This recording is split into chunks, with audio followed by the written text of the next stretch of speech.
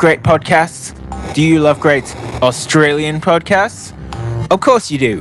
Australians make incredible podcasts. And if you want to stay up to date with the best Australian shows, then check out Oz Podcast. Look for us on social media and find your new favourite show from the Australian podcast directory on ozpodcast.com.au. That's OZPODCASTS, ozpodcast.com.au. Check it out. If you like new stuff before anybody else, if you like to keep your finger on the pulse, if you like the future and want to be in it, keep on listening because we'll start in a minute. Techwebcast, the hosts and guests are unsurpassed. Techwebcast, cause technology it moves so fast. Techwebcast, ha, stick around and you're gonna have a blast. Yeah, Techwebcast, ha, ha, Techwebcast. Let's go. And it's a very sunny welcome to episode 303 of Techwebcast podcast, recorded on the 30th of August 2014. Techwebcast is recorded every Saturday at midday Melbourne time. Please rate us on iTunes and like us at facebook.com/Techwebcast. You can also follow us on Twitter at Techwebcast. Your hosts today are Brad, Jennifer, Steve, and myself, Andrew. And sitting in with us today, we have Michael Ellis and show favourite Hannah Silver. Our special guest today is Steve from Steve's Cooking Adventures on Channel 31 and the fabulous Sally Gattenby from That Startup Show, filmed right here in Melbourne, Australia. Mr. Andrew, how are you, mate? I'm very well, thanks, Brad. How are you, mate? I'm very well. That's good to hear. How's your week been? It's been a very, very busy week. I was on with Sally earlier on Thursday, I think, that startup show. Mm-hmm. I've had a few pretty big, important sort of meetings this week, launched an app and bought a new car. Oh, sweet. What sort of car did you buy? Christy and I bought a Mazda CX-5, so with miles having come along, so it's sort of an SUV type thing. There's a bit more room in the back for a pram and things like that. So I'm getting old, Brad. What colour car is it? It's a sort of a dark blue, a royal blue. Okay, cool. And your app, Tell us about your app for a minute. Oh, yeah, look, we released a new app this week called Rewind, which has been doing really well, and that's in the App Store. And, it's a lot of fun. It's a very short snippet video app, so I'll probably get into a bit more on that later in the show. All right, good stuff. We've got Hannah Silver back on. Welcome back, Hannah. Thank you for having me back. I'm so glad to hear I'm a show favourite. That's quite an honour. Oh, you are. You are a favourite. Been on the show a long time now. Cool, yeah, I'm happy to be here. And you did a review on Spotify. Yes, I did. That was fun. It was fun ruffling a few feathers from an actual person on Spotify. Read it and was like, and had a bit of a grumble about it. Yeah. But I stand by what I wrote. So, yeah. It's always fun to get a response back from someone. Yeah, it's like an actual important person as opposed to just internet people who always have things to say. Very much so. We're really looking forward to hearing about that a bit later on too, and about that article, which I read during the week. Very good. Good stuff. Also, we have got Michael Ellis on, first time being on the show. Welcome, Michael. Thank you very much, Brad. It's great to be here. No problem. It's good to have you on. And you tell us about what you do, and you've been on the Google Plus show today. Well, I'm professionally, I do software implementations for very complex global manufacturing companies. Things like SAP, most people have heard of now. And for fun, I like to do all kinds of things on Google Plus. I'm a part of the regular panel on the Google Plus Week show, which is running right now, actually. And I left for a few minutes to come over and visit with you guys. Cool. Good stuff. I also created the Language Practice Hangouts community, where we support people who are trying to learn to speak other languages other than their own. And at the moment, we have about 20 languages that we have hosts for and 77,000 members. So that's kind of my Google Plus involvement. Good stuff. And I take it you're a fan of Google Plus. Is that correct, Michael? I am, yeah. I won't say bad things about other networks, but I only use Google Plus. Okay. Good stuff, mate. Good stuff. We also have got Sally on. Welcome, Sally. Hi, how are you guys? I'm good. Thanks. And yourself? Yeah, really well. Really happy to be on here. And you're from that startup show. You're a producer? I am. Yeah, I'm a producer along with Anna and Ahmed. Okay. We are the people who make it happen, apparently. Good stuff. Good stuff. And so you've been busy, Sally? Yeah, so basically we filmed the show on Thursday night, so the lead up to that is always pretty fraught with high amounts of stress and organising of lots of things in the right place at the right time. So we are really happy with how it came off. Andrew was there. He did a brilliant job. We're really happy with what happened. I mean, he did a great pitch. We had some other pitches on there, and we were covering venture capital and explaining venture and how it affects Australia. So there's a lot of comedy, there's a lot of jokes, and I think it went really well. What do you think, Andrew? Yeah, I think it did, Sally. It was a whole lot of fun, and for me, the production value of the show was really significant. It's a proper show. There's no doubt about it. There's cameras, producers, lights, crew. It was really fantastic, and Sally and the other producers, they do a great job running around trying to get everything, and it all goes together. You're sort of running around a few hours before trying to do this, trying to do that, but it all runs together, and it was a whole lot of fun and a privilege to be a part of. Yeah, well, thank you for coming along. Yeah, thanks for being on. Thank you. He didn't win though, unfortunately. No, not quite, but it was a great experience, and it's hard because when you do a pitch, it always depends on who's in the room as well, and we ended up being beaten by a health product, and health is very important, and it's quite a popular trend, and that's fine, that's great. We know what we're doing, and we hope that the other guys who are on the show, we'll probably talk about that a little bit later in the show, will do really well also. They're great guys. Okay, we've got Jennifer back on. Welcome, Jennifer. Hi there. Great to be back. How are you? Good. How's your week been?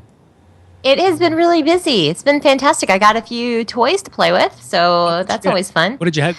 I got my hands on a Samsung Galaxy Tab 4, their new 7-inch tablet, and it's not my personal one. It's just one to kind of play with for a few months. And then also a Live Pro projector, so it's a hotspot / projector, and quite cool. So I've been kind of playing around with that. Yeah, fun stuff. Oh, good stuff, Jennifer. That's good. Yeah. Steve, welcome back. How you going, Steve, from Chatterbox Live? Hey, how you doing? This is going to be an interesting show today. And actually, earlier this week, I did the Ice Bucket Challenge, and I challenged everybody on the Techwebcast to take the challenge. Really? Yeah, I got to post that video up somewhere. I didn't post it anywhere, but I did show it on the show. Right. Yeah, interesting. Okay. Good thing I joined this week instead of last week. Exactly. That's right. Goodness. So you've come across Michael from that startup from Google Plus Week with Dan. Yeah. Yeah, and he also did a shout out to us too on the show too. Oh, did he? Oh, that's great. Yeah. Okay, Jennifer, let's get into some news. And Jodie's not here, so I'm not sure where she's got to. Okay. All right. Well, you picked some great stories tonight. I don't know who's behind the stories, but some good stuff there. And so let's play this first. All right, cool.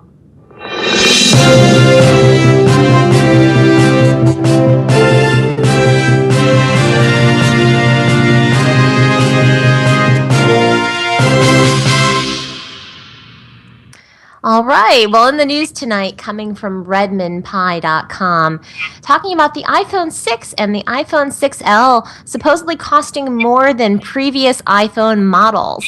So although a lot of the rumors we've been hearing have been likely saying that the phone prices will be the same, now they're saying that the phone costs might be a little bit pricier than the current generation 5S. And carriers are now coming through with figures for retail that are talking about that they didn't really quite know how high it would actually be. So they are talking about a 4.7-inch iPhone 6, and they're saying that it would sell, this is in euros now, 750 euros, while the 5.5-inch model will start at 950 euros. Yes. So it's quite an investment in spite of what we're hearing about the increase in real estate, bumped processor, and all the other features, given that the base level iPhone 5S is priced at $649. That's in US dollars in the United States. So now I'm not certain of the translation between euros and dollars. I guess I should have brought out my currency converter to see exactly how that translates over into Australian dollars as well as US dollars. But it does sound a little bit pricier. So be on the lookout for that, and I guess we'll find out in the coming weeks. Also in the news on Brad's blog, we have a new app out called Rewind. The Rewind app by Mr. Andrew Cunningham and team with Ed Zarfo. And this is a really cool app. It looks like it's like a couple of seconds of video, and then it also plays it back in reverse. So you get this continuous loop.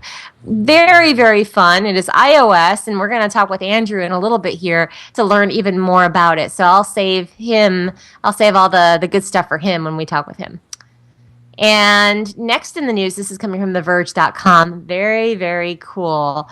Now you can actually get a GoPro for your dog. It is $60 and it is called Fetch. Yeah. It captures... Cool. It is very cool. It's actually a harness. I take that back. It's not the GoPro itself. It's a harness called Fetch for $60. And it allows you to capture a dog's perspective of the world. So the harness has mounting locations for both the dog's back and chest. And you can just go ahead and put the GoPro on your dog, and there you go. So very, very cool. Definitely check it out. And I think I'll be getting... First, I got to get a GoPro. But after a GoPro, I'm getting one for my dog. What do I do, Jen, if I want to ride my bike and have the dog run alongside? Now I have to buy a second GoPro, right? One for my bike helmet and one for the dog. That's right. You're gonna need dual GoPros. Yeah, and then you can have some awesome video. There'll be a GoPro Studio running on another phone in your pocket, merging it all together. Yes. Oh, wouldn't that be fun? I want one for sure. I'm waiting for the GoPro 4 to come out soon, so we'll see. And the next story coming from TechCrunch.com, and it is about Amazon's Twitch. As you all know, Amazon has acquired Twitch, and they're saying that the acquisition is too big to fail. It's official now that they have, they are going to acquire the gaming streaming website called Twitch for $970 million in an all-cash deal. It's a move that's caught most people off guard, as people were assuming that Google was going to go and buy up the video streaming startup for about $1 billion. But now Amazon has purchased it, and in many ways the purchase of the company makes a lot of sense. It's, at the very least, unlikely that Amazon will actually lose any money on the deal. So more to come on that story in the coming weeks. So we'll see how that actually unveils and what they'll do with Twitch. Also in the news coming from ArsTechnica.com. Actually, no, this story was pulled, but it's open on my tabs here. Sorry. So the shout out to Jacob for picking this story. Comcast allegedly trying to block CenturyLink from entering its territory. So CenturyLink has accused Comcast of trying to prevent competition in cities and towns by making it difficult for the company to obtain reasonable franchise agreements from local authorities. Say it isn't so. Comcast doing that? Can you believe it? It's hard to imagine. Shocking. So CenturyLink made the claim yesterday in a filing that asked the FCC to block Comcast's proposed acquisition of Time Warner Cable or impose conditions that prevent Comcast from using its market power to harm competitors.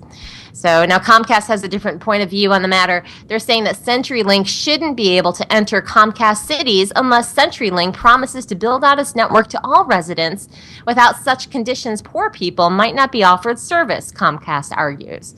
So we'll see what's going to happen with that one. I definitely think we need more competition, and we don't need Comcast and Time Warner and all those guys to rule our marketplace. So Comcast clearly to protect all the poor people. That makes sense. It's ridiculous. It's so unlike Comcast to bully the competition. I know, right? And this next story is coming from neowin.net, and it is about Microsoft. They actually removed 1,500 apps from the Windows Store. But don't fret, they will refund anyone who purchased them. So during the past few weeks, there's been a focus on the fact that Microsoft Windows Store was full of apps that were misleading or offered no value. And they only existed to scam consumers, so they said. So Microsoft initially responded that they would take a closer look at the situation, and now are finally making good on that promise. The company posted up on the Building Apps for Windows blog that they're introducing new certification requirements to help thwart these apps from ever even making it into the Windows Store. 3 new changes were actually created, and one is on naming to clearly and accurately reflect the functionality of the app. The second one is categories, and that's to ensure apps are categorized according to the app function and purpose. And the last one, icons. They must be differentiated to avoid being mistaken with others. So this revised policy is being applied to all new app submissions and existing app updates for both Windows and Windows Phone stores.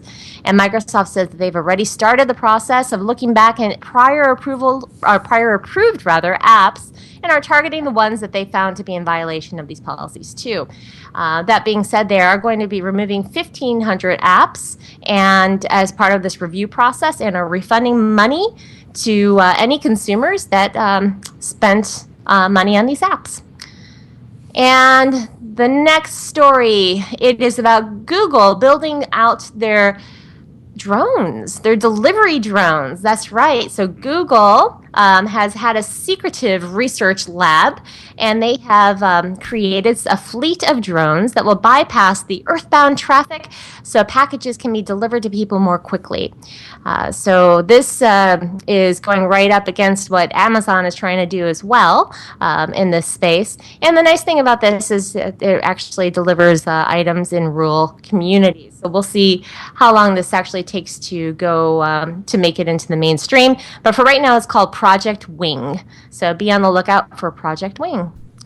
And last but not least, this is really cool. It's a story on Spotify. Spotify has created something called Serendipity. And what Serendipity is, it's a website that they link to off of Spotify that shows when 2 people in the world are playing the exact same track at the exact same time. So if I hit start on, I don't know, some song, if I hear hit start on a song and someone else hits start on the same exact song at the same exact time, it will show that on this map. So take a look at this map, really cool graphic of who's playing what exactly at the same time, and it also plays the music as well. So, and that is the news. Great news stories, Jody. Jennifer, thanks for reading them. Oh, you're welcome. And we've got Jody back on. Welcome, Jody. Jody's here. Sorry, yeah, I'm here. Sorry. Welcome. I had it on mute because the dogs are so noisy. Oh, you missed all the fun, Jody. Oh, I'm sorry. You missed the talk about the dogs. Yes. Oh, Yeah, we were talking about dogs? Yeah, Dog Jam. Yes. Dog Jam. Oh, darn, I'll have to go back and listen. I'm sorry. There was a story about GoPros and stuff. You can put them on dogs now, like a harness. Yeah, they got a harness for dogs for GoPro. Yeah. Oh, it is so cool. I know that I saw the harness. Yeah, that's it. And I think Chris Voss jumped on it right away and bought one. So very cool stuff. Okay, cool. Good stuff. Let's go to Andrew first. Do you have any views on them stories at all, Andrew? Yeah, a few of those stories, actually. The Microsoft one, I think, is really significant, that they are refunding money back to people who've bought apps that are either misleading or just trying to get people's money and so forth. I think that's really a positive step. Hopefully it will make the Microsoft Store a much better place. I just think it's a really significant step forward for them to recognize that, not everything is great on there, and there are some crap that got through, and, refunding money and pulling stuff out is really great. So I definitely commend Microsoft for doing that. And the Amazon Twitch acquisition, what's with 970 million, right? Surely you just bump it up to $1 billion. It's a couple of chips on the table.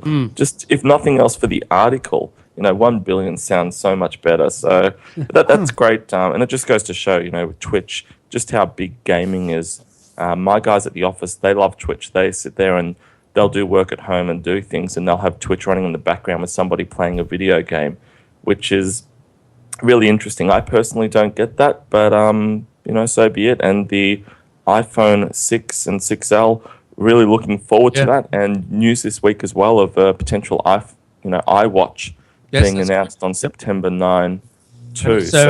And also a bigger iPad too, Andrew. I think it's next year. Yeah, larger iPad. I'm not a huge fan of the larger iPad, to be honest. No, I think that you've got the Mac, the Mac 11, Mac 13. Yeah. I think the bigger iPad, look, it might sell. I'm sure they've done their numbers to work out that there's a market, but I'm not convinced with it. Yeah, I agree. I just want to mention something about Microsoft. Andrew, our friends at Ice TV, has put out a new app for the Windows Phone, Ice TV app. So that if you've got a Windows Phone, you can download that now. That's great. And Ice TV are a fantastic Australian company and product, so definitely get in there. If you've got a Microsoft handset, they have a really good service to check out what's on at any time and record things remotely via the app. Definitely. I just want to mention that. So we had Hannah. Hannah, do you have any views on them stories? I don't have a great memory, but I want to echo about Microsoft refunding money. Amazing. I have grown cynical of corporations, and so that's amazing. I won't go on about it. So actually, after Jen mentioned about the new Spotify Serendipity, I went and I had a look at it, and it's kind of cool. I think it's actually I'm looking at it now, and it's of course all the tracks that everyone's listening to are, of course, it's stuff that people all over the world are going to be hearing at the same time, like Dr. Dre, Snoop Dogg, Meghan Trainor. I'm just looking at what's coming up. All the mainstream stuff. Oh, okay. Charlie. It's all mainstream. So I think it's one of those things where they were sitting around. I always think about how did people come up with the idea? And so I'm sure it's one of those things where they were sitting around the boardroom going, come on, guys, come up with some ideas. And someone went, well, it's kind of obvious, but people are listening to tracks at the same time, right? What if we just show them and make it look good? And someone would have gone, yes, and that guy got a raise.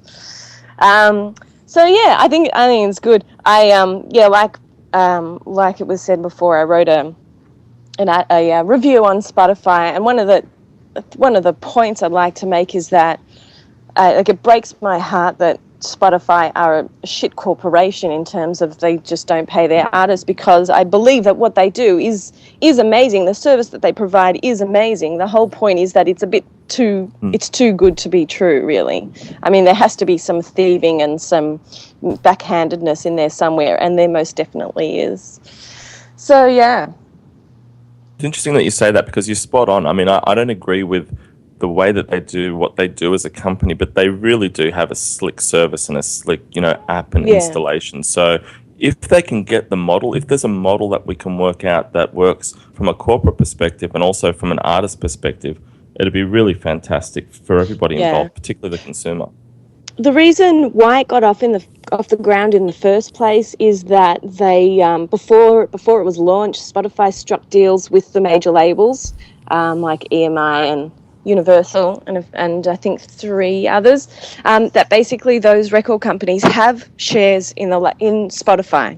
So collectively, they have 18% of the shares of Spotify. So what that means is that, as usual, the major labels don't really give that much of a shit whether their artists get paid or not, as long as the labels are making money. And so that's exactly what's happening and how it got off the ground in the first place. Because otherwise, basically what's happening is that per play, rights holders, which sometimes means the label then distributing money onto the artists. So rights holders earn between 0.6 and 0.8 something of a cent per play. Just before I was doing a bit more quick research, this one guy, Armin Chakmakian, who I've actually never heard of, but he's a Grammy-nominated composer and recording artist. And so he put up his, occasionally you get artists actually making public their earnings from Spotify. So here's where I have the biggest qualm. He had 14,227 performances of music, it says, actually. So I imagine that means listen, because this is specifically about Spotify. So 14,227.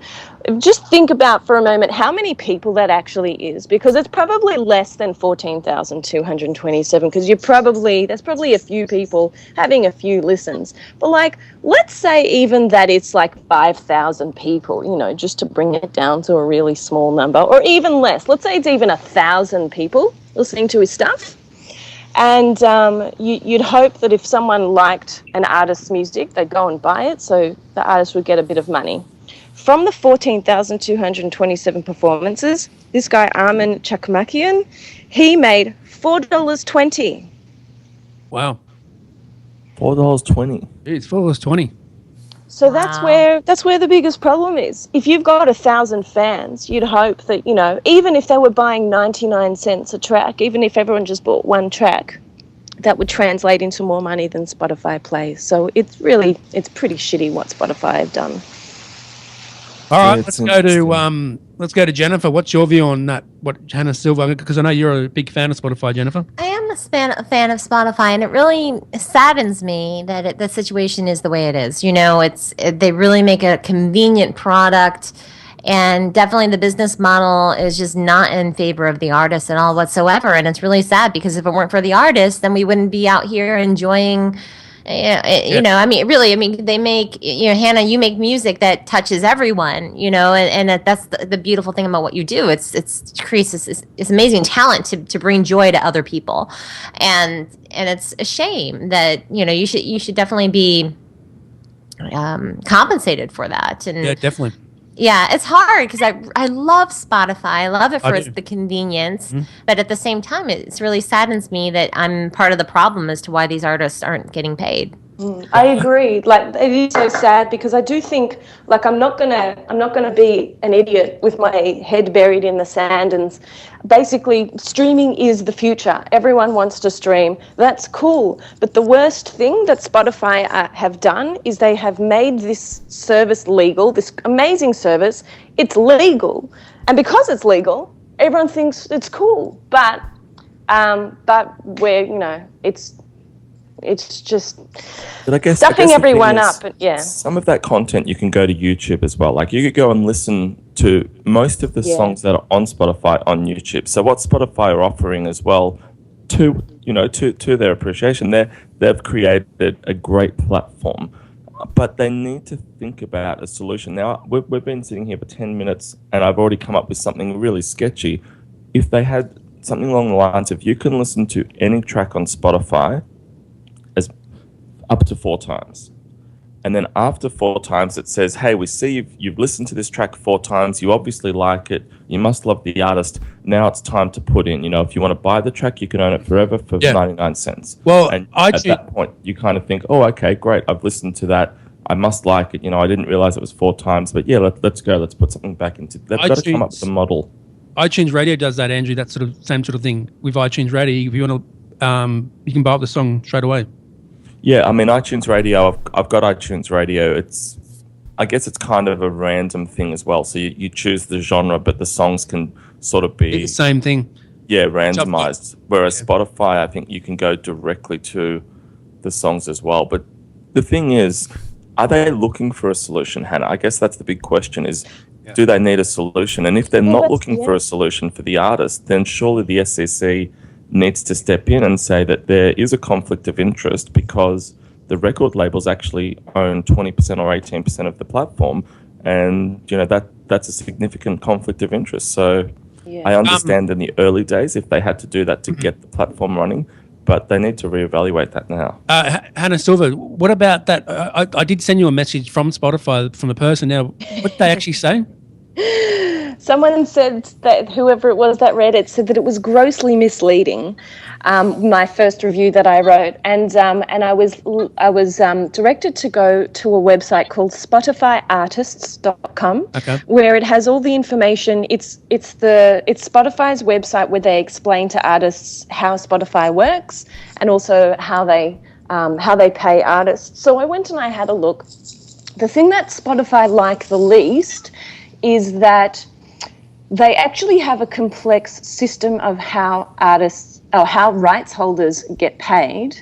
There's this complex formula that they use. And so they don't really like it when you actually go, hey, I had this many plays and I got paid this much, therefore I got this many point of a cent per play, because they're like, oh no, but it's not like that. It's that, you should be so glad to be part of Spotify, and all hail Spotify, because Spotify is the best. So I didn't feel that what I was saying was misleading. I felt I was saying the same thing, and everything I was saying was true. I was just using different language. That just doesn't really hail Spotify as God. It's your opinion, Hannah Silver, so stick to it. The thing is, probably 70 or 80% of music content created is perishable. It's stuff that you listen to this month, the next month or so, but then after that you couldn't care less about it. So having stuff on there that you listen to that you think is great, it disappears. They're not getting paid for that. What about the other music services, Andrew? He's always going to sell CDs. You're going to go in and buy those sorts of things. But if 70 or 80% of things, music content is perishable, there's a problem there. What about the other music services, mate? Like audio and them sort of services. Look, much the same. And as Hannah said earlier, don't think for Hello? that we're Hey, Belinda, hang on. Yep. having a go at Spotify, particularly. Spotify probably gets in trouble because they're the biggest at the moment. Yeah. But the reality is that they just need to work through a model, all of them, and try and find a platform that works. All right, let's go to Steve and get his view on this. Sorry, Marco. Okay, what were we going to say? I was just going to ask if anyone. I don't use Spotify, so I was listening to the whole discussion about it. But I use Google. What's it called? The crazy bad name that they use. Google All Access Music. Or Google Play All Access. Yeah. Google Play. Yeah, thank you. That's the completely unusable name that they gave it. And yet I bought it anyway, and I pay $8 a month for it. So, is the economic model similarly difficult for the artists? Same sort of thing. Yeah, it is. Wow. It is. Basically the benchmark has been laid so low that you can run these streaming services and they all just pay fractions of 1 cent for plays. I think that the worst thing that Spotify has done is that as a paid subscriber, you can actually make music available offline. So effectively you can download any album of any artist that you want off Spotify and have it on your phone available offline, which I just think is daylight robbery. That's the worst thing that they've done, I think. And that's why they won't do the, hey, you've listened to this track 4 times. I mean, if they did it, everyone would just be in an uproar. Just going back to that point, Hannah, when you said you can save it onto your phone, it actually says in the app you can't actually keep it. Well, no, that's right. If you quit your subscription, then you lose all of your music. But as long as you're paying, it's pennies. It's $10, $15 a month, depending on where you live. That's nothing. Yeah, definitely. All right, Andrew's telling me to move on. Let's go to Steve's cooking adventures. Steve, welcome. Hi there, everyone. Thank you for having me on the show. Do you use Spotify? I don't really use Spotify. I do have the app, but in terms of listening to new music and things like that, I usually check it out via YouTube. All right, good stuff, mate. Tell us about what you do and your new show on Channel 31. Yeah, well, it's a Channel 31 web series. Yep. It's a comedy cookery program, and it kind of pokes fun at cooking television and celebrity chefs. Mm-hmm. And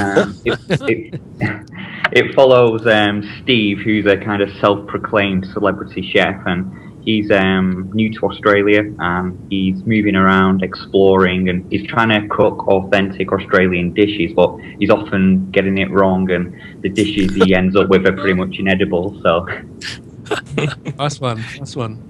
What sort of food do you cook, Steve? Well, there's 3 episodes that are currently on YouTube at the minute. In the first episode, Steve makes a kookaburra burger. Okay. In the second episode, he makes crocodile and crab kebabs. Okay, I've seen that one, yep. Yeah, and in the episode that just came out last week, he makes a sushi roll, but it's a fish which isn't gutted or anything like that. Wow. And it's all streamed on YouTube? Yeah, it's available via the Channel 31 YouTube site. Okay. And every Tuesday they're releasing a new episode, and there's 8 episodes in total. So you're really bringing a bit of humour to the cooking show. Yeah, that's it. I know cookery television is really popular at the moment worldwide, and I'm not too sure if many people are doing a kind of comedic or spoof slant on that. So, yeah, that's where the idea came from. So what about any upcoming shows? Can you talk to us about some of the things that you've got planned there? Yeah, in the next episode, which is released on Tuesday, Steve goes into the city, into the centre of Melbourne. Oh, wow. And he's looking around at all the graffiti and street art. And we see a bit of a feature from his alter ego again, which is a rap star. And he kind of does rap music around food. Oh, sounds good. Yeah, and in a few episodes down the line, he goes to an Australian farm, but he gets lost and has to stay the night. Wow. And he looks at Australian sport in another episode. So yeah, he's often exploring Australian culture and trying to find some inspiration to make a dish. Okay. And Steve, you're not from Australia, you're from the UK, is that correct? Yeah, that's right. I'm from initially from Manchester in England. Nice one. How long have you been over in Australia for, mate? Just since September, so not too long. Okay. All right. Michael, Alice, any questions for Steve? Actually, I'm very interested in what he's doing because a friend of mine and I are talking about creating a show, a cooking show, but not a comedic cooking show. But I'm interested in the way you have built a channel or a way to distribute this on YouTube. It would be interesting to connect with you offline and talk that through. Yeah, that'd be good. Yeah. Yeah. It sounds like a fun idea what you've done, though. I like it. Thank you. All right, we got Belinda here. Belinda, do you have any questions for Steve?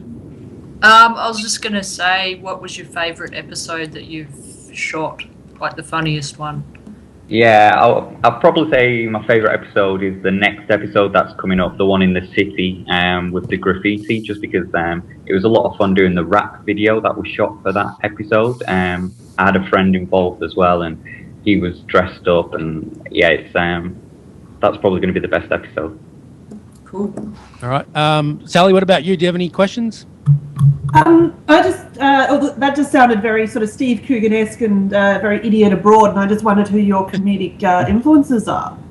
Yeah, it's funny you mentioned Steve Coogan because he's one of my favourite comedians, actors, and I love Carl Pilkington as well. Ricky Gervais is one of my favourites. I'm currently really into Louis, which is Louis C.K. Yeah, he's great. And yeah, Russell Coight as well was a bit of an influence for the series. I love him. Yes, that's very cool. I love an episode off iTunes. Hey Steve, I see you did the Ice Bucket Challenge for ALS, motor neurone disease, during the week, and you nominated your good friends Jamie Oliver, Gordon Ramsay, and Ronald McDonald. How did that work out, and did they actually get back to you at all on that? Wow. Yeah. Unfortunately, they didn't get back to me.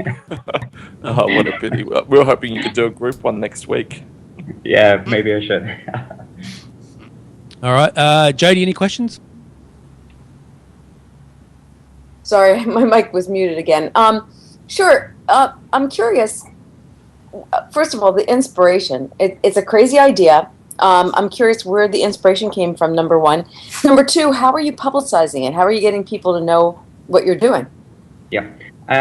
First of all, with the inspiration, initially it was just a little bit of a mess around with some friends. I was at home and we was just making a frozen pizza, and they just said to me, because I'm often acting and pretending to do things, and they said, why don't you pretend you're doing a real cooking show with this frozen pizza? So I just started to exaggerate, opening the box, and I had to remove the cellophane and carefully placing it into the oven and things like that. And amongst friends and family, it was really popular.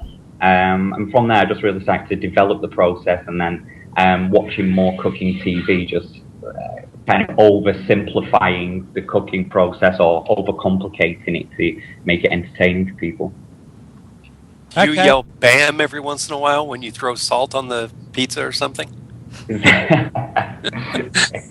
Yeah, and then in terms of the publicising side of it, when I came over to Australia in September, I noticed Channel 31, they were running a competition looking for a web series, So I made a pilot episode, and I won the competition. So Channel 31 are publicising it for me through adverts, television, Facebook, Instagram, and Twitter, and I'm pushing it myself via those social networks too.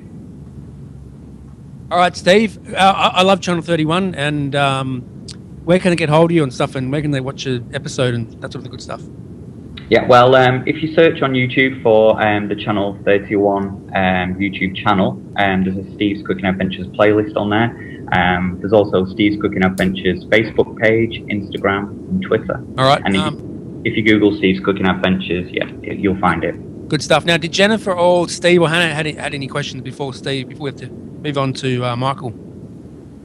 Actually, Jody asked the questions that I had, so we're on the same page. But I'm impressed with what you do. I think it's a lot of fun, and kudos to you. So very, very cool stuff. Just a question to you, Jennifer. Do you get much of these sort of shows on your TV over there at all? These sort of the cooking shows? Yeah, cooking, these sort of. Yeah, there's some cooking shows out here. I don't really watch them, so I can't tell you what the names of them are. Jody or Mike, you guys might know. Who? What? Oh, I know the show. Yeah. tons of cooking shows. There's ones where they make goofy cakes, and there's Cupcake Wars, and then of course Gordon Ramsay. Oh yeah. Which Steve already mentioned. Where he goes around and destroys people's egos and tells them that their kitchens are horrible, and then he fixes it. I mean, there's bake-offs, and there's a ton of them. I guess it's a pretty popular genre right now. Yeah. But you got nothing like what Steve's doing. One more question, Jody and Jennifer. Do you guys have a community channel over there at all that show that sort of community sort of shows? There used to be like an old school cable channel. I think they still have them, and. Okay. Yeah, I haven't watched them forever. Like local cable TV, like Wayne's World was filmed on. That's like Wayne's World. Channel 31 is for us, yeah. Oh, yeah. Okay. Well, cool. It would be RPBS, wouldn't it? Yeah. Yeah, probably. Yeah. So that's where Julia Child came from. So. Oh yeah. Julia Child came from heaven. It's kind of different because not only we have PBS, which is public broadcasting. But then each municipality, at least here in New Jersey, a lot of the municipalities have their own broadcast. So, and usually some of them are done by the schools. Some of them are done by the township, where they broadcast public meetings and different things like that. I think, if I'm not mistaken, Dan McDermott had featured one a couple times on his Google Plus wall. With some crazy things that are going on in his town. But I don't know if that's similar to what you're talking about. It's not national. It's more very local. Yeah, well, our Channel 31 and Aurora channel on Foxtel, they just show different sort of just homemade sort of shows, I'm pretty sure Channel 31 is only Melbourne. It's not Australia. No, that's not. There's only in Melbourne, and there's also different Channel 44 channels around the... yeah, correct. There's Adelaide different community channels Australia-wide. Cool. Yeah. And Hannah, you need to be on one, I think. Yeah, I'll get there one day. You should be on that music show. It's interesting. Okay, so very interesting. Can catch Steve's Cooking Adventures on Channel 31 and on YouTube, and we hope that you guys do. Definitely. Good stuff, Steve. Good to have you on, mate. Yeah, thanks for having me on the show, guys. Thanks. No problem. Thank you. Okay, let's go to Marco Ellis. Welcome, Marco Ellis, to the show. Thank you. Thank you Michael, very much. You're a part of Alga Media. You are the CEO, and you're also news director, I believe, of Twit. Is that correct? Twit TV? No. No. That must be a different Michael Ellis. Okay, sorry. I thought you were a part of Twit as well. No, I'm the Michael Ellis from the Monty Python skit. Oh, very good. Actually, I'm not really that Michael Ellis either. Very good. I'm the Michael Ellis that is part of the panel from Google Plus Week, Dan McDermott's show. That's it, yep. The longest running show on Google Plus. That's correct. And how do you handle Alan, Michael? Alan, he can be a challenge to handle, but he's very smart. Really, incredibly smart guy, and has strong opinions, and he always backs them up. So it's interesting. It's really incredibly interesting to get to talk to him every week. Yeah, it is very interesting. Yeah. Yeah. Any questions, Jody? Yeah, Michael. I never asked you this. What do you do in real life? I thought that was my real life. Oh. Please. I'm a project manager for very complex software implementations in global manufacturing companies. So I own a business that manages those kinds of projects and helps companies figure out how to use regular old business software, the boring stuff that runs the companies. So are you talking about like SharePoint? What kind of software? No, not SharePoint, the transactional systems like SAP, the thing that they do inventory with and take customer orders and place purchase orders. That kind of thing. So are you customizing SAP for various clients? That kind of thing? Cool. Okay. Got it. Neat. I never knew what you did. Yeah, I don't think it doesn't come up very often on Google Plus Week.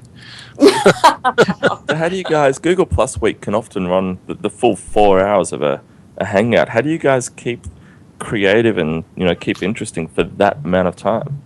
Well, everyone, including Jody, who's part of the team there regularly as well, everyone contributes story ideas because we are all on the hunt for ideas, or we're all interested in these things. So we find articles or stories that happen during the week, and we capture the link and keep it in our show notes, and then during the show they get prioritized, or immediately before the show they get prioritized, and we choose which ones we're going to actually talk about. So it's an amalgamation of things people have heard about that are happening in the Google world. It's usually focused on Google Plus, but if it's a slow Google Plus week, then it broadens into other Google things, other tech things related to Google, and then even other topics in general that have general interest to the world, depending on what's happening. Do you ever give Apple a good old ribbing on the Google Plus Week? Oh, I think it happens from time to time. Well, Craig ships on there. Yeah, Craig. Yeah, when Craig ships on there, he goes off his head. And then, right. There's a fair amount of ribbing that goes on back and forth between all the panelists, I would say. Yep. Jen, have any questions? What do you think the future of Google Plus is? I love Google Plus. That's where my first place that I go, is Google Plus, and then from there I'll go to the other networks. But a lot of people, they're talking about it dying out and all that nonsense, and I'm hoping that's not the case. So do you have any thoughts on that though? I do, and of course mine could be just as valid or invalid as anyone else's, but because I'm not the guy at Google that gets to pull the plug on it or not. But I also hope that it stays, because I think it's been a wonderfully positive contribution to the social network world. I think Facebook has responded in ways that it never would have if Google Plus didn't exist. And frankly, I used Facebook before Google Plus came out, and I essentially have stopped using it because it just doesn't meet any of my needs. And Google Plus, I'm on Google Plus all day, every day. If I have Google things open all the time because I'm a Google Apps shop, my company uses Google Apps for our core system, and so I see my notifications and I check them throughout the whole day. So I really think it's hooey for people to suggest that Google Plus will go away. On the other hand, I've been very wrong a lot of times about what I thought Google would do, and then they did something different. So I know when they pull the plug on things that we just don't expect, as like Reader, for example. And I've been very burned by it. I've been very burned by it because I got very enthusiastic about using things a certain way. I wanted Google Plus when it first came out. I couldn't use it because I was a Google Apps user. So you're telling me because I'm a paying customer, I'm not allowed to use the things you give away to everyone else in the world for free? And the answer was no answer, of course. But the true answer was, yeah, you can't have it because you're a paying customer. So then I created one as a personal account, and then when they finally turned it on for the apps customers, I couldn't merge the two accounts, and then I couldn't get support. And it's just, as much as I love things that Google does, they also do some really crappy things, badly executed. So they're disappointing all the time. With that, when we first signed up, we had Gmail, and we all signed up with our Gmail because I think that was all we could use. But then they gave us this other account on our proper. I've got a separate domain-based email address through that's Google Apps account.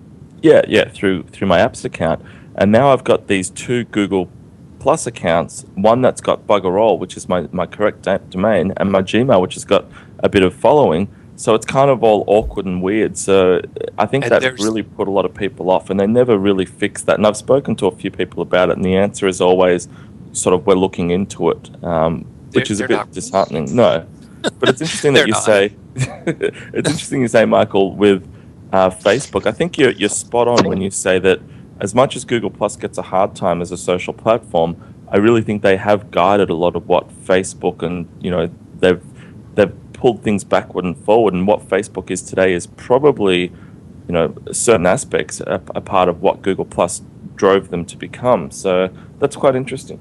All right, Hannah Silver, do you have any questions for Michael at all? I don't have a question, but I was just thinking, like I was saying before, I like thinking about how people came up with ideas.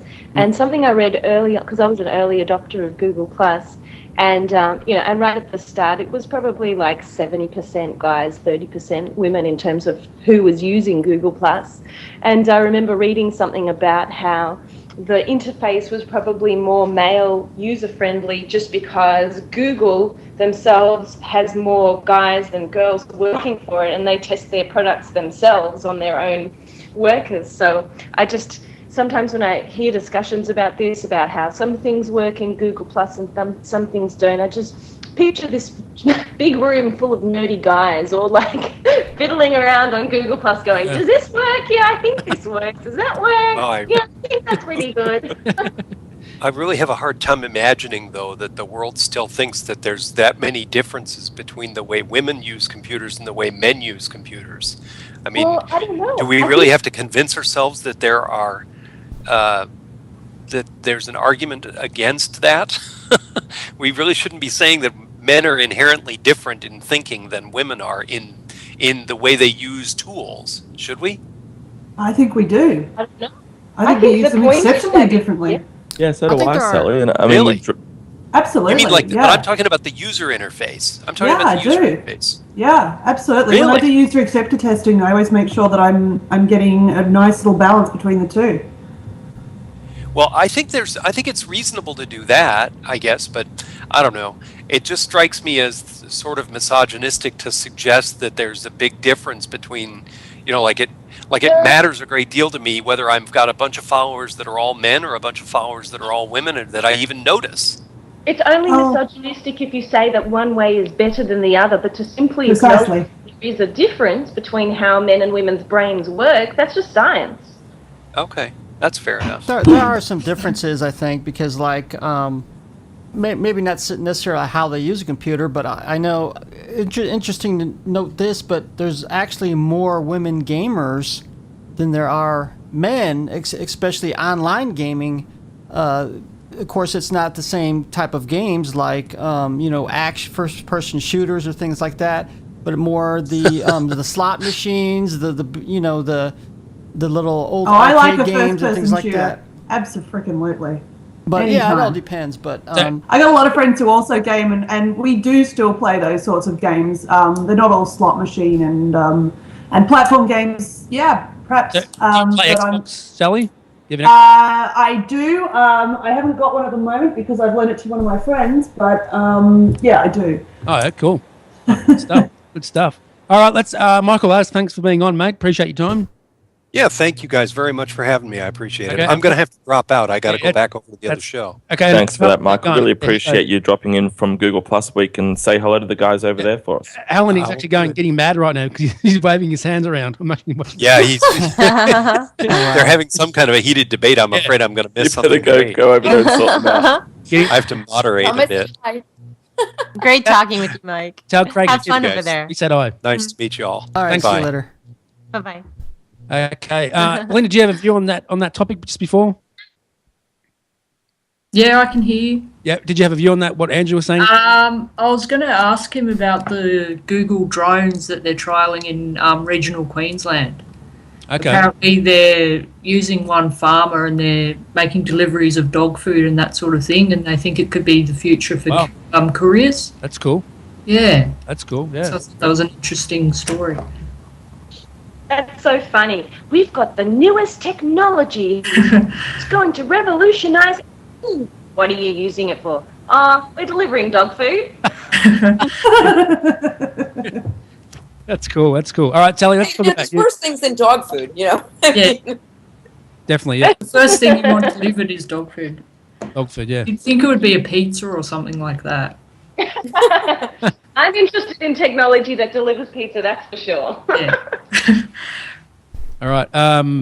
Andrew, you want to talk to the next guest? Yes, Sally, we have you on from That Startup Show. How are you doing today, Sally? I'm really well. I'm enjoying this beautiful, beautiful sunny Melbourne day. Isn't it beautiful? I was going to stay in this afternoon, but I'm going to actually jump out soon and go to the football. Seriously, it's a gorgeous day. I'm going to have a few beers this afternoon and just live it up. Enjoy life. So let's not hear about what Angie wants to do this afternoon.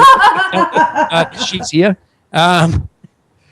Let's talk about what you do. Talk about what you do. Yeah, okay. So I am one of the producers of That Startup Show. We being Anna Reeves, who came up with the idea, and Ahmed Salama. We are the three who are making this happen.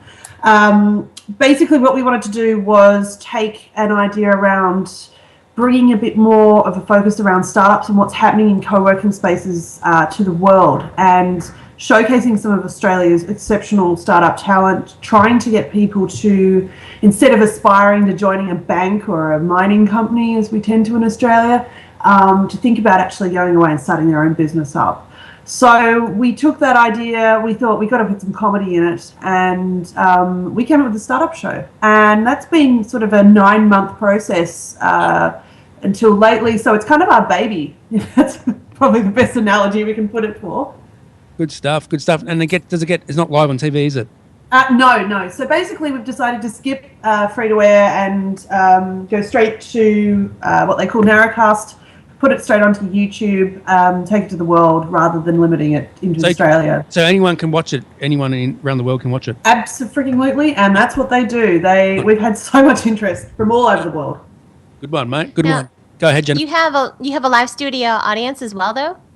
We do. We film it in a pub, which has a lot of logistical issues in itself, but we have about 150 people into the pub. We have drinks beforehand. Lots of audience interaction, lots of Twitter interaction. Basically, we're trying to make the whole place feel like a bit of a party. And I think we accomplished that. What do you think, Andrew? Absolutely. It's a really easy environment. And I have to say, I was impressed with the production level that you guys managed to produce out in a large back room of a pub. Brad and I caught up with Peter Hitchener a couple of weeks ago, and he took us for a tour around Channel 9.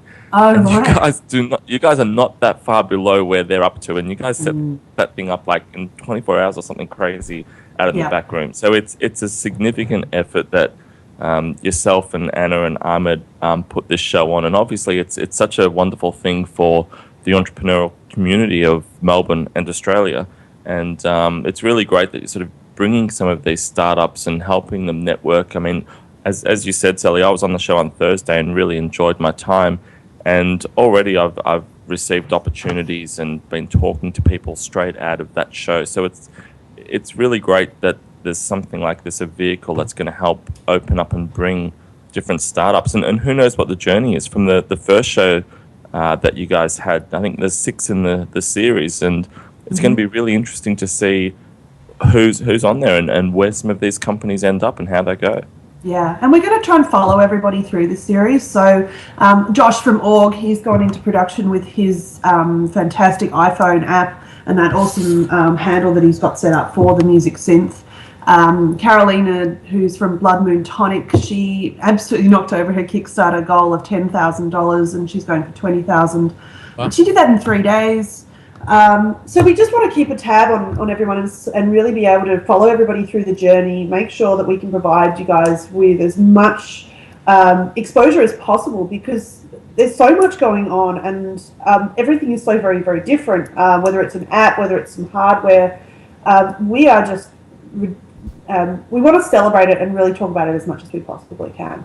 So what was Andrew's pitch like, Sally? Can you give us a quick sort of brief on how he went? Yeah, look, he went really well. I confess I was actually behind the scenes sorting out some other stuff at the time because that's my job. But look, the crowd really liked it. I saw all sorts of people using his app, which is what we want. Okay. I've seen some very funny applications of it. Andrew, have you had many downloads?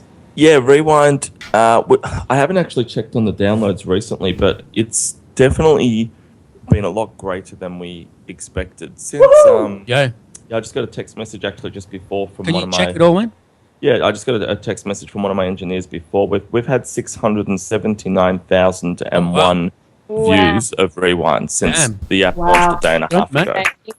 Well done. That's great news. And as you said, Sally, on the night I was playing with it, and people around the audience were creating content as I got off the stage. So I was in a cab on the way home, looking through rewinds that were created that night. So anything that you can, display on stage and have people download and start using half an hour later is a positive for me. So we're really happy and chuffed with how that went and how the launch has gone so far, and some of the media opportunities and things that are coming our way, and obviously really appreciative of the opportunity to have such a great launching pad for our app, so we can sort of say, hey, look, we launched this with that startup show, and hopefully both ways, if we can really get somewhere as an app, we can help say thank you to that startup show and move through from there. Yeah, that'd be great. Yeah, absolutely.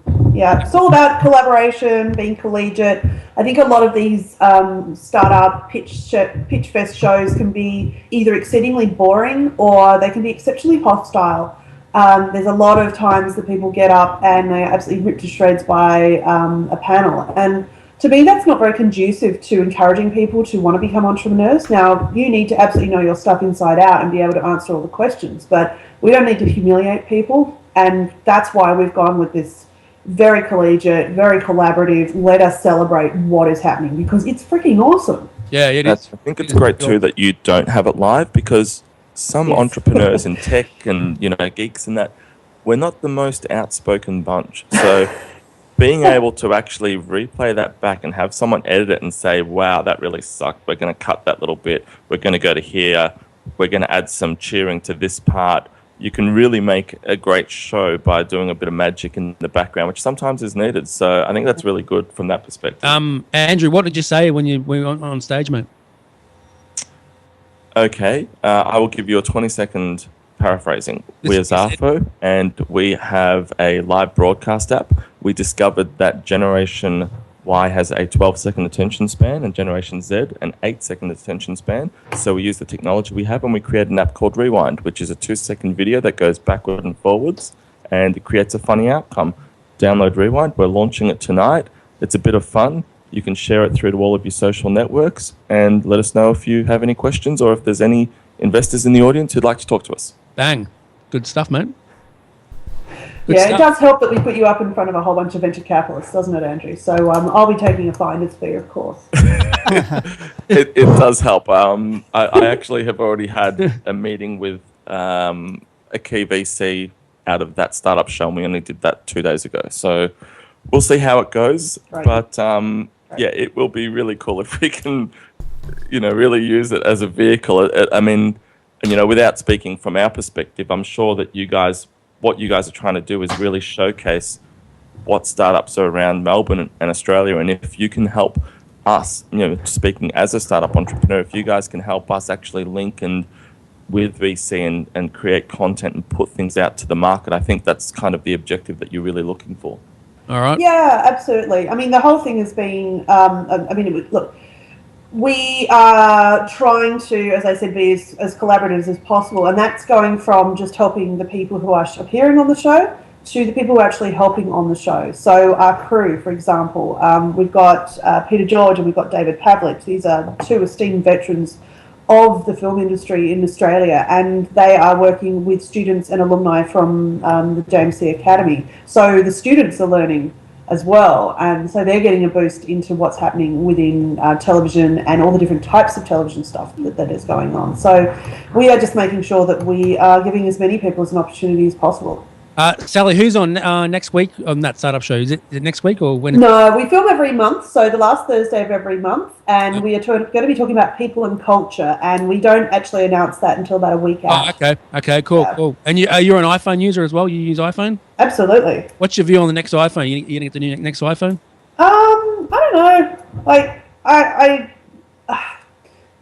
I'm not as excited. Like, I had the first generation one. I worked for CSR, which in the UK, which put the Bluetooth chip in the first generation. So I had one of the very, very first ones in the UK. And I was so excited about that. And it was the type of time you walk into a pub and you pull it out and start working on it, and 20 people would flock to you and go, "What is it like? How does it work?" And actually, they're just not blowing my skirt up as much anymore. So controversial, but there we go. Okay, Hannah or Belinda, do you have any questions at all? I was just going to ask you, Sally, which is the best startup idea that's been pitched to you? Oh man, look. In my time, I used to work with a venture capitalist, so I've seen some really awesome ones. But we're under NDA and under a lot of those. Look, I will talk about Echo. I think that the one that Alex Haggerty pitched at that startup show, to me, is just, it's such a no-brainer that I wish that, it's kind of like a zipper or a 3M sticky notes, Post-it. To me, it's such an obvious thing to do. And Alex is a great guy. This is his third or fourth startup. It's a wearable device that alerts people who suffer from epilepsy when they're going to have a seizure, and when they've had a seizure, it texts people, it alerts loved ones to let them know that something has happened. And it's just like, well, that makes perfect sense. Why don't I come up with these ideas? Okay. Yeah, that was a brilliant idea, that one. I heard about it in the media, so yeah, it's pretty good. Good question, Belinda. Hannah, do you have any questions? Yeah, I was wondering which pub you film it at, and also how can we be in the studio audience? Okay, so we film it at the Savoy Tavern, which is on the corner of Spencer Street and Burke Street in Melbourne. So literally, if you get off the train at Spencer Street Station, Southern Cross Station, it's still Spencer Street Station to me. Walk across the road. It's that weird building that looks like a 70s relic, because it is, but you go inside, they have renovated it. It is beautiful. The food is amazing. And I seem to spend all my time there, even when I'm not doing the show. So I highly recommend that. To get tickets, we're doing it through Eventbrite, but if you go to our website, which is www.thatstartupshow.tv, you'll see a link on there to get some tickets, and you can also subscribe to our YouTube channel and all the other social things. I don't think we're on Google+, but we probably should get on Google+. And you're also on Twitter too, Sally? Yeah. So basically all of our online handles are at TSU Show. So Instagram, Facebook, YouTube, and Twitter. So TSU Show. Yep, good stuff. All right, Jennifer or Joe, do you have any questions? Or Steve, any questions? I just want to say I love what... Oh, go ahead, Jody. I'm sorry. I was... No, it's okay. I was just going to ask how you get the venture capitalists to be interested or to come. Well, I used to be one, so I caught in some favors. Look, we have a lot of sponsors also, so we, instead of going with advertising model, we've gone with like a sponsorship model. So we've got Blue Chili, which is an accelerator program here. Oxygen Ventures is a sponsor. We sold them packages basically, and by doing that, I also called on some favors from some friends. So I know Adrian from Angel Cube, and Ilya I know through his colleague Atlanta Daniel. So it's a small town, this one, and it's even smaller when you're talking about VCs, because there aren't many VCs in Australia. Okay, Jennifer, any questions? Just a compliment. I really love what you guys are doing. I think it's fantastic. You're welcome. And your website looks really nice too. It's just a nice, clean page, and the beautiful Melbourne background, and it's beautiful. Yeah, well, nicely done. Ahmed, he's our creative director. He's the guy who made the website. He did all the set design, all the logos, everything. Wow. The branding is just exquisite. So I'm thrilled to bits with that. Talented man. Yeah, talented man. Very. Yeah. Good on him. Well done on the website and the other stuff. Steve, any questions? Yeah, one quick question. What do you envision the show to be in the future? I mean, any new features you're going to be implementing or working on? So it's a question everybody asks us, and we like to say that it's evolving. We have lots of awesome ideas about what we want to do. Like, we'd love to franchise it internationally. We've got so many people overseas watching it. We want to build a platform around it with the website, make sure that there's always a directory of who's been on, basically involve a lot of our key advisors around that, and try to make it proliferate as a community, as a place where people in Australia or people who are interested in becoming an entrepreneur can start using it as a reference. All right, good stuff, Sally. Now, where can they get hold of you? And that's something they want to ask you any more questions. You can contact me on Twitter. I'm at Heya Sally, HEYASALLY. Cool. I'm also at Larkspur Comms. That's my communications agency, which I focus on for startups, PR, any sort of marketing that you're interested in, because that's my day job. I don't just do the the startup show. I have to, run across like everyone else. But yeah, I'm on the Twitters and pretty much anywhere. Cool. And if you like GIF wars, I like a good GIF war. So send me some GIFs. GIFs. Okay. And if anyone out there is a startup or knows somebody, should they recommend them to get in touch with you and have a look and see if they, absolutely. for that startup show? Yeah, look, we are always looking for new people to come on the show and pitch, and we're looking for.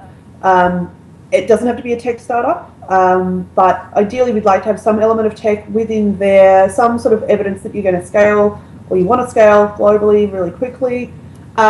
If you get in contact with us either by Twitter or you can email us at team@thatstartupshow.tv with a pitch deck and why you want to be on the show.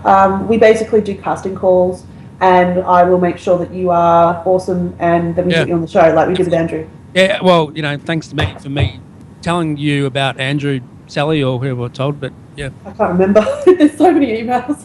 I think I told, what's her name? Dominic, I think her name was. Yeah, Dom, yeah. Yeah, she's cool. Okay, Sally, thanks for being on. Pleasure, thanks for having me. If you want to hang around for a minute, please do. Thank you. And Belinda, welcome. Thank you. What do you do? Hi, everyone. I monitor media, so I go to work and just watch all the news channels. We get given a roster of each show that we have to watch, and we just write a news summary. So, like politicians like Tony Abbott and people like that can find out what's been said about them in the media without them having to trawl through everything. What channels do you get to keep an eye on that? Every channel. So even on Foxtel and. Yeah, Sky Business. That's a lot of channels.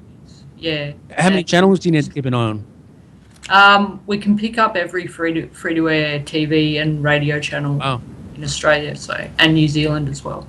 Wow, that sounds exciting. Yeah. Okay. All right. Yeah, so it's fun. Okay, Andrew, any questions for Belinda? Yeah. As far as the content goes, who monitors when everyone's asleep? Well, we have shifts. We have like 6 a.m. to 2 p.m. shift, and then there's a 2 p.m. to 10 p.m., which is what I do. And some people work till midnight. Then we've got offices in New Zealand. So what's the process when something is seen that's not right? Well, we don't really monitor it for that sort of thing, just for information. Just for information to get content out and so forth and see what's happening. Yeah, because sometimes when there's an interview, they'll just go on with rubbish, and we've got to get through the rubbish and just put the important information in. Interesting. Okay. Yeah. Any questions for Sally? For Belinda? Sorry. Belinda. Hi, Belinda. That's really interesting. I just stepped outside for a second, so I don't know if you answered this already. You were talking about how everyone does shifts. How can you watch so many? Are you just like, say you're in charge of Channel 9 and you just watch the one station, or do you literally have to just keep flicking through stations all the time? Yeah, we get given a roster and it tells you what program you have to watch. Oh, so you watch specific programs, not just. So I have to watch, because we change the rosters. 2.5 Men. Yeah, it's only news programs. I wish that we could watch like stuff we want to watch, but okay. Yeah, it's mainly news programs like Channel 9, 7. Are you specifically told these are the people that you have to listen out for? Like, are you specifically told you have to record anything said about Tony Abbott or anything record about this person? Yeah, they send out alerts to us, but usually it's just everyone that we try to include. Oh, okay. Can you tell us some of the people? Yeah, it's very hard to decide because you've got to decide what's the most important thing to include in the summary. Okay. So who are some of the people that you are told listen to if anything is said about these people? Which programs do I monitor? Sure.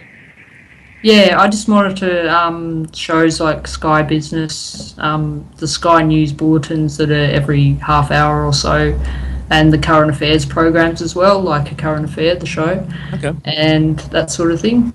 Nice one. And so I just have to sift through all the rubbish because usually when they interview politicians, they'll just keep repeating the same line.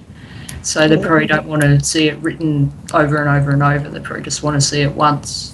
What are some of the bad stuff you've seen, Belinda, that you had to edit out and stuff?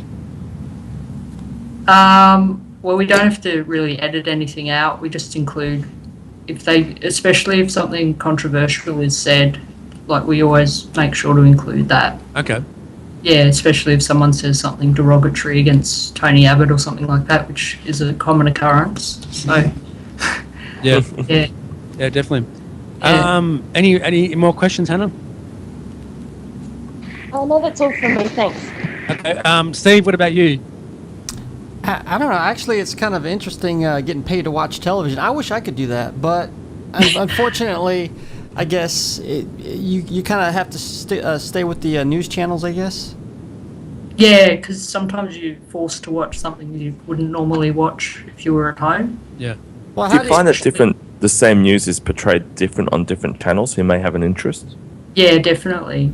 The ABC and compared to commercials, very different. So the ABC will be more matter of fact, whereas the commercial can sometimes have a bit of Murdochism running. Yeah.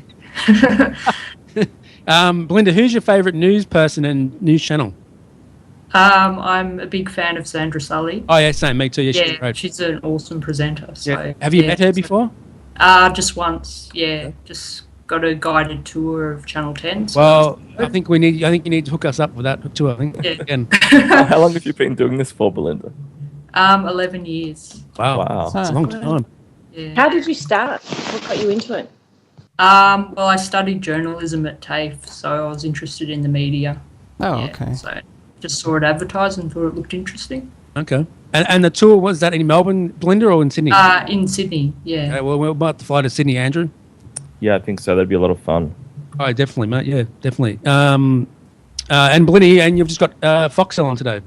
Yes. So I'm going to do some exploring tonight because Melbourne Storm are playing on Foxtel, so that'll be good.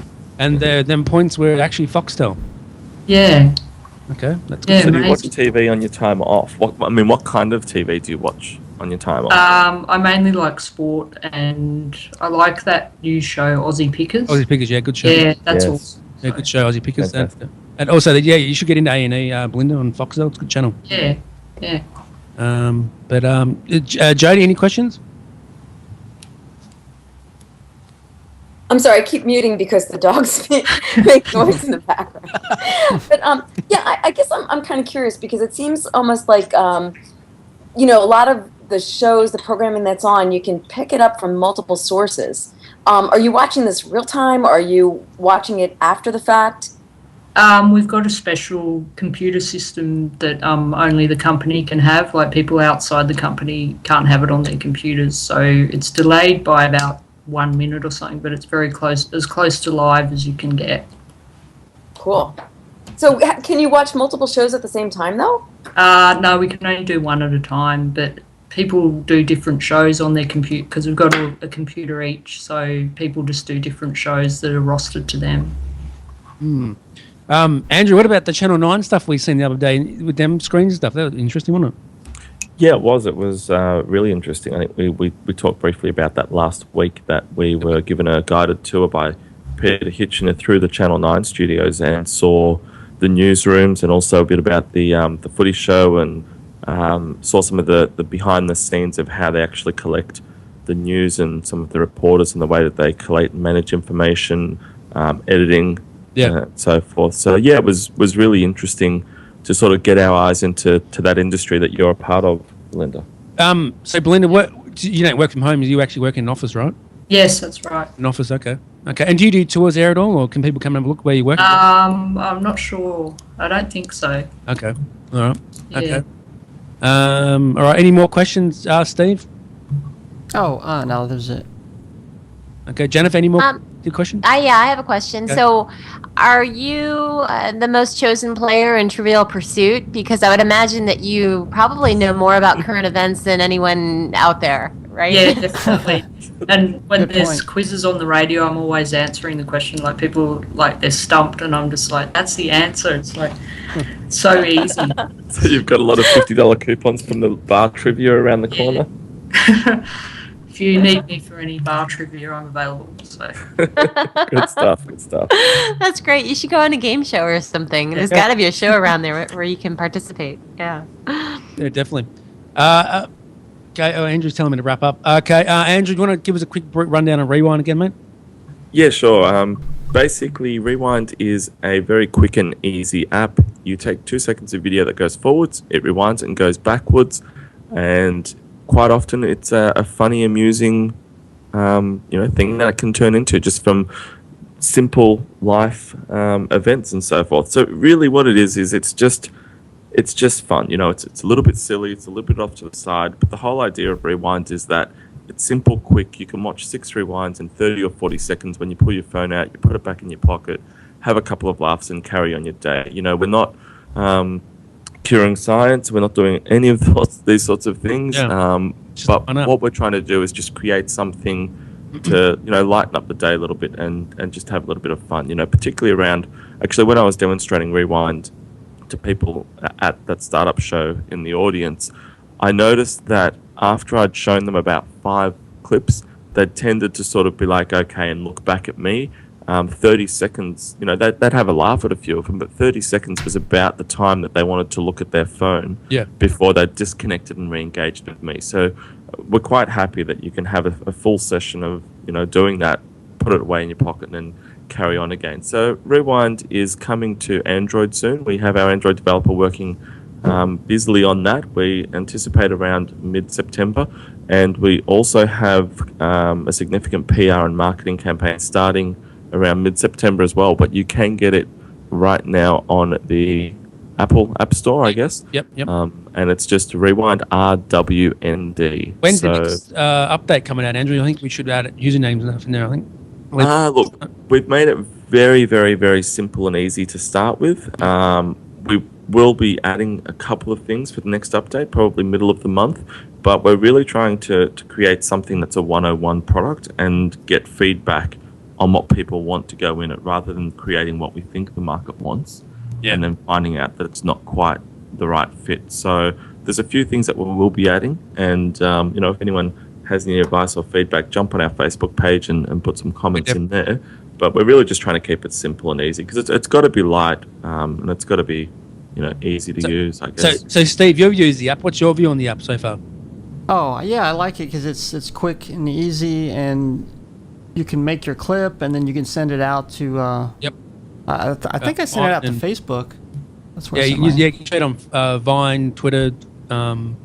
You can also save it onto your phone too. Yeah, so you've got Tumblr, Vine, Twitter, Facebook. You can save it to your phone, and the whole idea is to almost be post-social. We don't want to create another social network where you've got to have friends and start following people.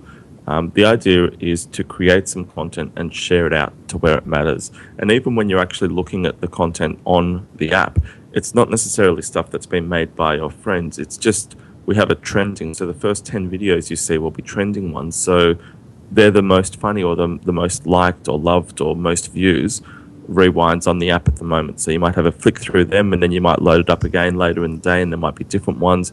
So we don't care if it's from one of your friends or not. The idea is just, for it to be amusing and give you an entertainment and a kick and carry on again. Okay. Andrew, sorry, can I just ask Andrew a question? I'm looking at the app now, and you've got a little infinity symbol at the bottom. Is that how many times it's actually been rewound and rerun, or is it number of views, or what? That's number of views for that particular, number of rewinds for that particular video, whatever it actually is. Perfect. So some of the videos... Yeah, some of the videos we've got significant. There's one of a guy jumping in the pool. There's 75,000 views on a Chris Voss rewind. There's 11,000 from when I actually dumped a whole bunch of mints on the stomach. So we've got one on there from Robert Scoble, which has 42,000 rewind views. So the benefit of being able to share it externally from the app is that, I'd guesstimate that at least half of those views are not via the app directly there, where people have shared it to, their community, their followers, where they want them to see something interesting that they've made. As Robert, so you're leveraging... Sorry. Go ahead, Sally. Sorry, go ahead. So basically you're leveraging existing communities and social networks to then proliferate, which is genius. Absolutely, Sal. I mean, we've all put so much time and effort into curating our existing networks. We don't want to tell you to, go and create something new and you've got to start again and invite your friends. That's too hard. We'd prefer to just let you make something fun and share it out, to wherever you already are. Are you on the Rewind app, Sally? Yeah, I've been playing around with it this weekend and showing it to people. So, what do you think of it? What's your view on it? Oh, I love it. I love the interface. I love the way that you can just swipe through. I like the minimalist design of it. It's very intuitive. So, yeah. What do you think that needs to be added, do you reckon? What needs to be added, do you reckon? Nothing. Don't muck with it. Okay. It's perfect. There you go, Andrew. There's your answer, mate. There you go. No, I appreciate that too. And we did a lot of work on the interface. I mean, you scroll up to go to the camera controller, you pull down to go to your settings, and you go left and right. There's no menu. The idea is it's just got to be stupid, simple, and easy because we don't have an attention span. We just want to have fun and move on. All right, mate. Good luck with the app, Andrew. I love the app. Not a problem. Thanks for that, guys. Appreciate your support, Brad, Sally, and everyone. I will. Pleasure. Go ahead. Can I ask a quick question, though? Yeah, of course. Because I've been playing with the app, too. I guess my question is there any way to search? Because I see all the tags. Is there a way to kind of like look and see which tags are most popular? Or I'm going to give you an honest answer for that at the moment. We didn't add that in right now, simply because the idea of the tag is that when you click on the tag, it will go to a list of all of the tags that have used that particular hashtag.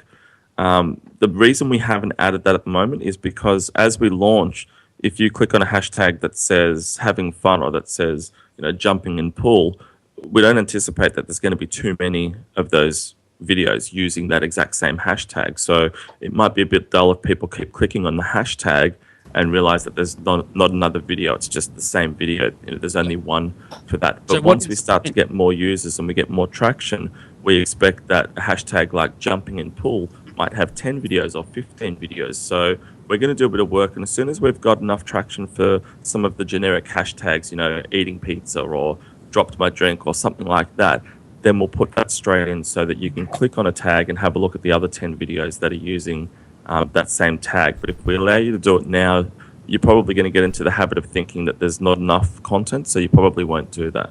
So what are the point of the hashtags then, Andrew, if you can't click on them? The point is that you will be able to click on them probably towards the middle or late of September once we have enough traction that there'll be enough videos in there. So if you've got one that just says dropped drink, there might be 10 videos by the end of the month that are in that list. So as soon as we have enough traction where those tags are going to take you to multiple videos, then we'll add a button. And so you just click on the tag in the middle of the screen and you can have a look at different things. I think you should be able to add in, like, how to have a title and stuff in there and stuff. I don't know. I think we've been conditioned to think about hashtags. I mean, there's jokes about people who will talk and then go, oh, hashtag, I'm just being silly. So I think I think as internet users, we've been conditioned to want to see hashtags. So I don't think it's completely useless, even though you can't search with it. I think that's how we think when we look at stuff on the net. Have you used the app, Anna? Anna, at all yet? At the start of the show, actually, when it was mentioned, I went and I downloaded it and I had a quick look, and it actually, when I heard it being described, I was like, oh, okay, great, it's another video app. But then I went and I looked at it and I was like, hey, this is funnier than I thought it was going to be. So I was enjoying looking at it, and I'm looking forward to making some of my own videos. Oh, yeah, sweet. And you haven't seen no other apps like this before, have you? No, not that play backwards. It's great. It's one of those simple, ingenious ideas. It's great. I'm really Where did you get the idea from, Andrew? Where did you get the idea from, man? To be honest, it was sort of a team thing. One of my team members was asked by someone else we should create something really stupid and easy and simple, and we sort of sat around at a table and we decided let's create something really small. So it probably there was probably more input from my team than there was from me. So I'm not going to take the credit necessarily for that. But, we create a lot of things at Zafo as an office, and we're very much a video production company. So Zafo, give us a quick Oh, look, Zafo is... We have another app called Zafo. I probably won't go into too much depth today because we've already quite a long show, but we create video content as a company, as a team. And this was basically a 4-week app that we produced. We took a month out and we sat around and said, let's create something a bit silly and a bit fun. And, we created Rewind. And as I said, David, who's one of my team members there, probably had the most significant part of the app. And we all went around in a circle and kept going till we found something that was right. And then sort of as you touched on, Sally, we decided let's strip it back to the absolute bare minimum. What's the 101 of what we can do to make an app? And then we'll listen to the market. Yep, what's our MVP? And we'll listen to the market and see what they want us to put in.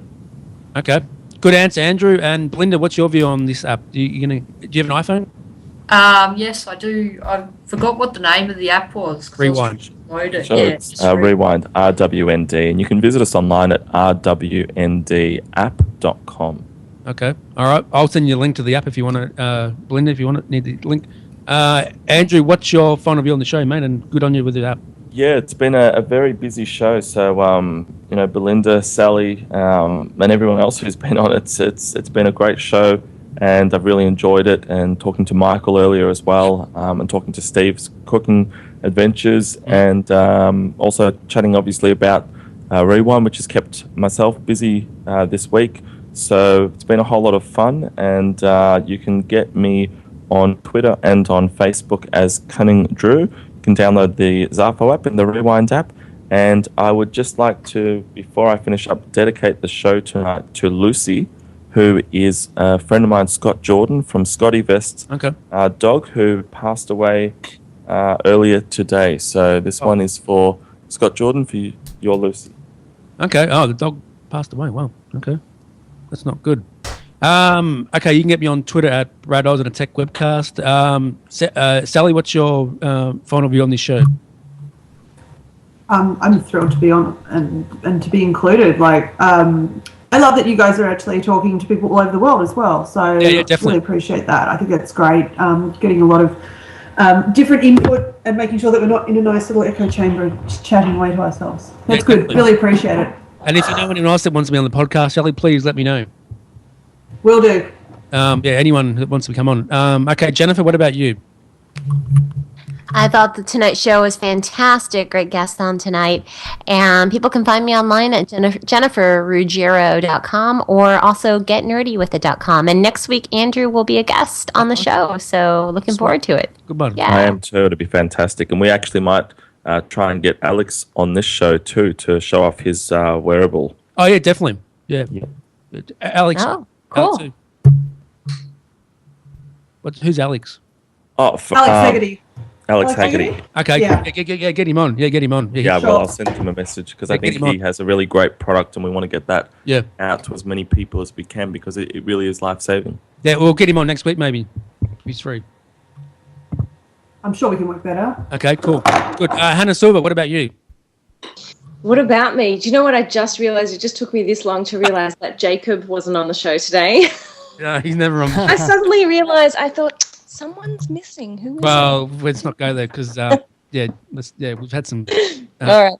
Yeah. No, I had fun today. It was great.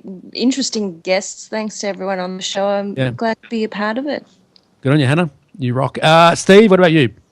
Oh yeah, it was a great show. I was interested in hearing about how the process of some of the startups and interviewing them, which I'm interested in new things coming out for the future. And you can find me on Twitter as Chatterbox_live. Okay. What about you, Belinda? It's really been good to be on the show for the first time, and I'm glad I was able to tell you about my job. Yeah, definitely. It sounds really good. Yeah. Thanks for having me. No problem. Where can they get hold of you if they want to ask any more questions, if they want to? My Twitter's just at bdemy. That's BDEMY. All right. We enjoy the Foxtel. Thanks. Yep. Who else? Jody? Last but not least. First of all, thank you so much, everybody, for being on the show. Great information, terrific guests. Brad, again, you've done a wonderful job bringing people on. Really enjoyed meeting each of you, Hannah, and talking to you again. Other than that, you can find me on Twitter at Sunswept, or find me at webmarcom.net, or all the typical places as Jody Rains. Good stuff, Jody. How was your dinner tonight? Was it good? Oh, it was lovely. Yes, we were out by the water. Were you on a boat, weren't you? Not this time. we were at a table at a restaurant, but we were looking at the boats. Oh, cool. So it was lovely. Thank you. Cool. Very cool. Okay, Steve, what's on your show next week, mate? Oh, me? I don't even know. I'll have to wait like the next couple of days, see what's there to do. Okay. All right, Andrew, is that it? I think that is a wrap. I think it's been a fun show, and be sure to check in next week and see who we've wrangled in to get on and talk about their business. You never know what happens on this show each week. Yeah. Absolutely. That's it. Thanks, mate. Thanks, guys, for being on. Thank you. Thanks. Thanks. Cheers. Bye. Techwebcast. The hosts and guests are unsurpassed. Techwebcast. 'Cause technology, it moves so fast. Techwebcast. Ha! Stick around and you're gonna have a blast. Yeah! Techwebcast. Ha! Ha! Techwebcast. Big ups to Andrew, to Brad, Jody, Steve, and Jennifer. Boom!